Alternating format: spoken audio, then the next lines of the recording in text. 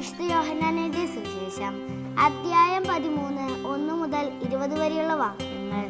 ശിഷ്യന്മാരുടെ പാദങ്ങൾ കഴുകുന്നു.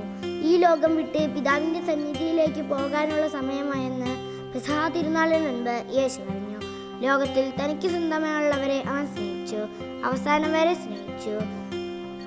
അത്താഴ സമയത്ത് പിശാച് ശിമിയോന്റെ പുത്രനായ യൂദാസ് കറിയോത്തയുടെ മനസ്സിൽ യേശുവിനെ ഒറ്റിക്കൊടുക്കുവാൻ തോന്നിച്ചു. പിതാവ് സകലതും തൻ്റെ കരങ്ങളിൽ ഏൽപ്പിച്ചിരിക്കുന്നുവെന്നും താൻ ദൈവത്തിൽ നിന്ന് വരികയും ദൈവത്തിലേക്ക് പോകുകയും ചെയ്യുന്നുവെന്നും യേശു പറഞ്ഞു.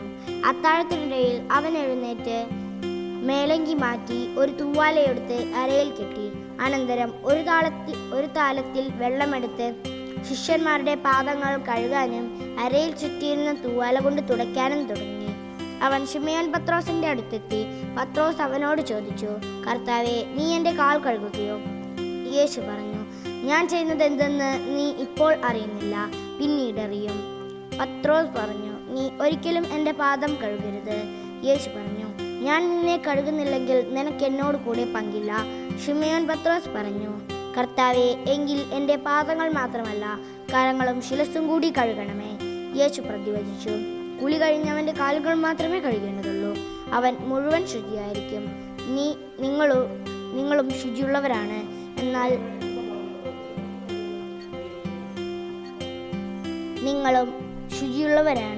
എന്നാൽ എല്ലാവരുമല്ല.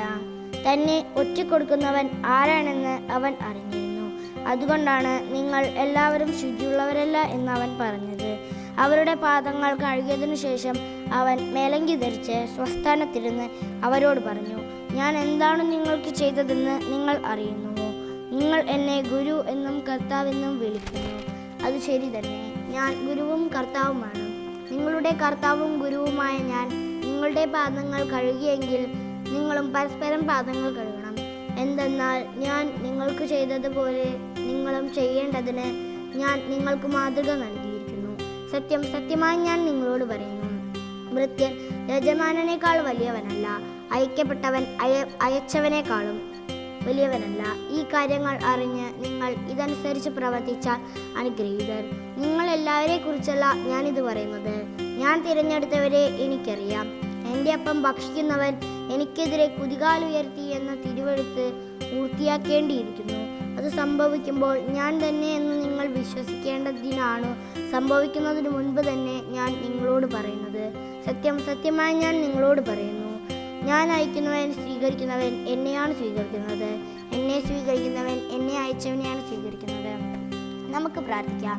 എളിമയുടെ മാതൃക ഞങ്ങൾക്ക് നൽകിയ ഈശോയെ, അങ്ങേപ്പോലെ എളിമയിൽ ജീവിക്കാൻ വേണ്ട കൃപ എനിക്ക് നൽകണം.